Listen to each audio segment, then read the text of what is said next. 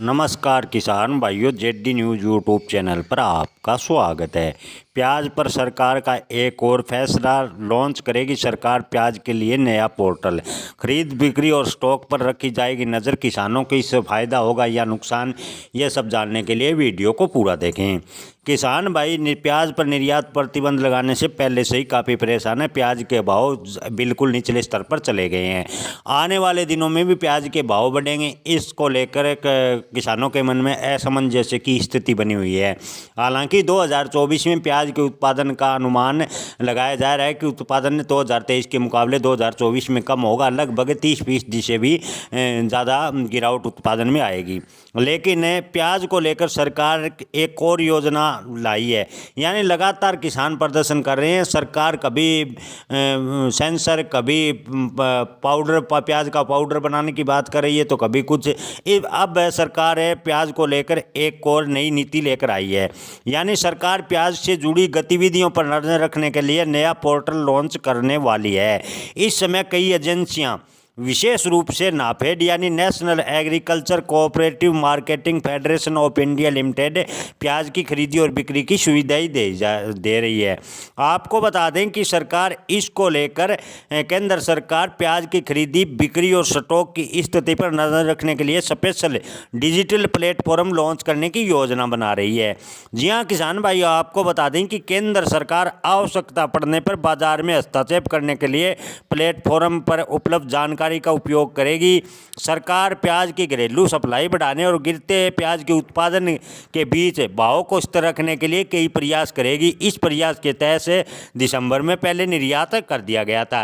यानी किसान भाइयों, 2024 में प्याज के उत्पादन कम निकलने की आशंका के बीच सरकार ने अभी से प्रयास शुरू कर दिए। सरकार ने अब एक और नया पोर्टल जारी किया है।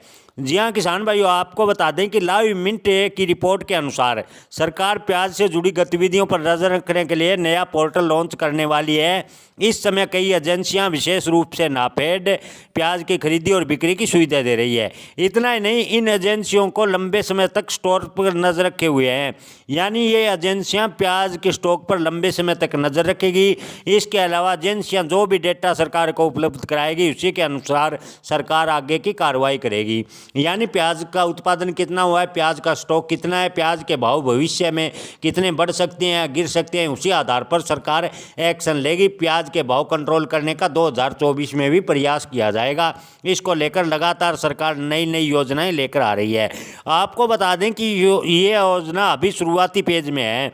बता दें कि प्लेटफॉर्म पर मौजूदा डेटा आम जनता के लिए उपलब्ध नहीं किया जाएगा, यानी किसान या आम उपभोक्ता को इसका डेटा नहीं दिया जाएगा।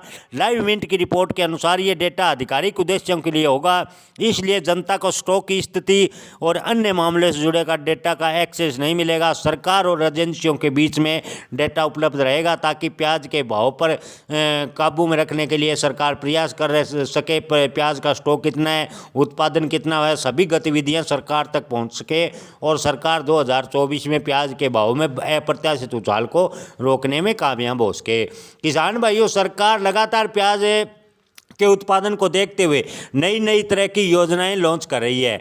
आपको क्या लगता है, क्या किसानों के हित में सरकार कोई बड़ा फैसला ले रही है?